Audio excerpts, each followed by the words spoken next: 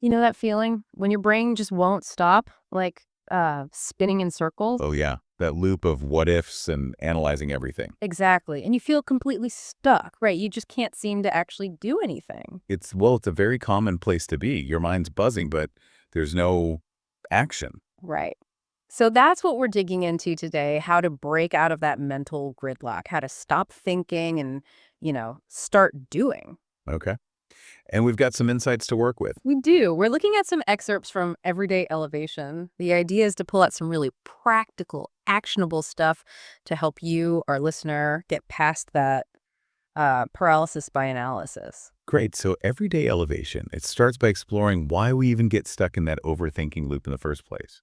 Like, what are the reasons we give ourselves? Well, it's interesting how we justify it, isn't it? We tell ourselves things like, oh, I'm just being careful, or I need to have the perfect plan first, Hmm. or I'm not quite ready yet, that need for certainty. Exactly. This belief that, thinking more and more will somehow guarantee a better result. It feels logical, that desire for preparedness.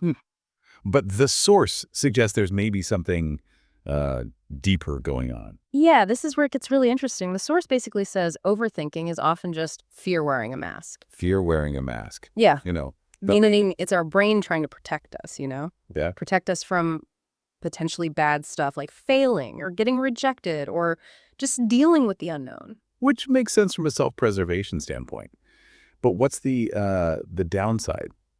The paradox. Well, the paradox is that the very thing trying to keep us safe actually ends up trapping us. We get frozen, paralyzed by our own thoughts, really. Right. We overthink ourselves into inaction. Does everyday elevation give examples of what that looks like? It does, and they're really relatable. Like, think about spending hours, maybe days, Googling how to build a website instead of just starting to build it. Uh-huh. Research mode forever. Or, endlessly tweaking a script for a video or a podcast instead of hitting record, that kind of thing. It's that gap between wanting to do it and getting bogged down in the prep. Yeah, Does that sound familiar to you listening? I mean, I've definitely been there. absolutely. Ah, It's procrastination, but it feels productive because we're thinking or planning. yeah. But ultimately, we're just not moving. So what's the actual cost of staying in that state? Well, the cost is pretty significant. One big thing the source points out is losing momentum. You know that initial excitement you have for an idea? That I spark. Exactly. It starts to fade the longer you just sit there thinking about it instead of acting on it. It's like leaving a car idling, right? You're burning fuel, the engine's running, but you're not actually going anywhere. That initial energy just sort of fizzles out. Precisely.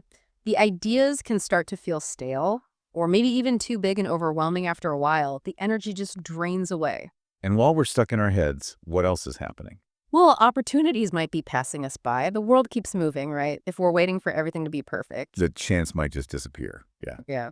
So the core message from the source here is pretty blunt, isn't It really is. Just straight up. You don't need more information. You need more action. it? Oof.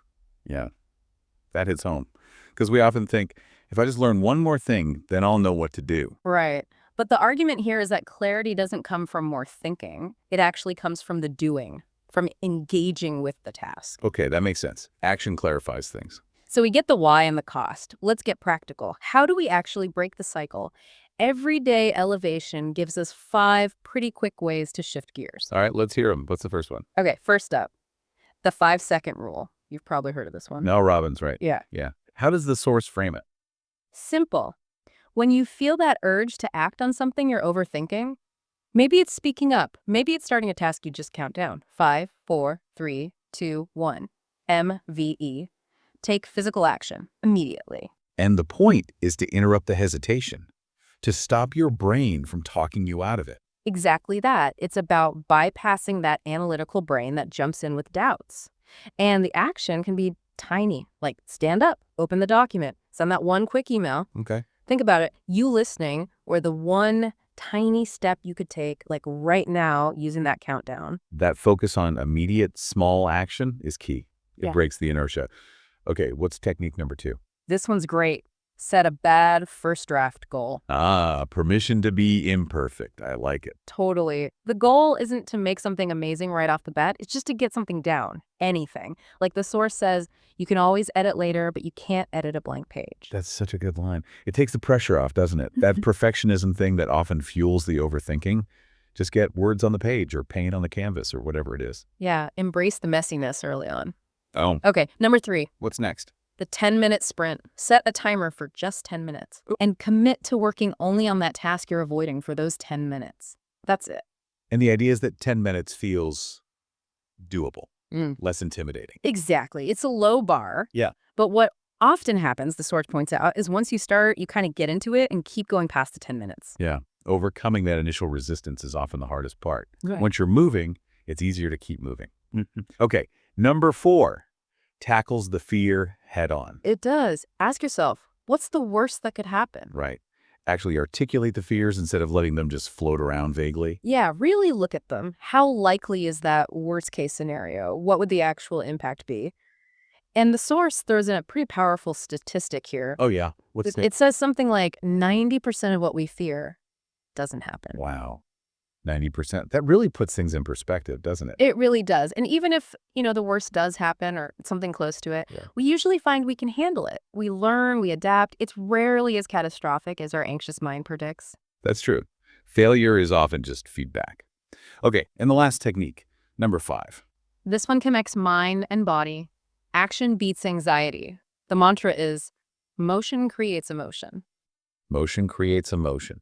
So the physical act can change your mental state. Precisely. You don't necessarily need to wait until you feel motivated to start. Sometimes just the act of starting, the physical movement, can actually generate the motivation and positive feelings. Like forcing yourself to go for a walk when you feel sluggish and then feeling better afterwards. Exactly that dynamic. Use the physical action to kickstart the mental shift. Okay, so those are 5 really concrete tools. 5-second rule, bad first draft, 10-minute sprint, worst case scenario, and motion creates emotion.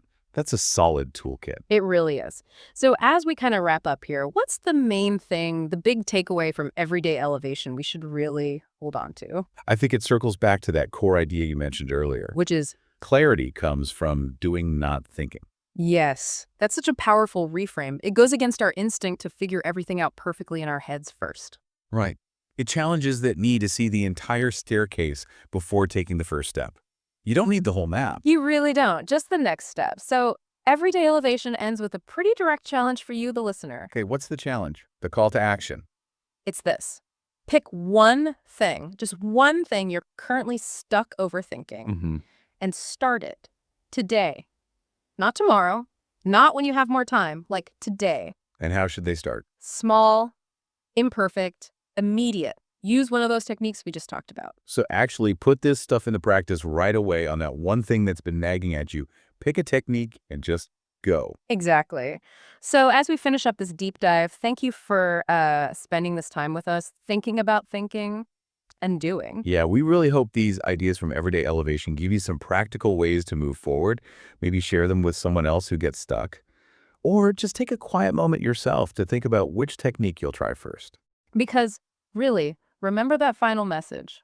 You are genuinely just one action away from a different reality, a more engaged version of yourself. Absolutely. And this is all a process, right? Yeah. Learning, growing, figuring things out.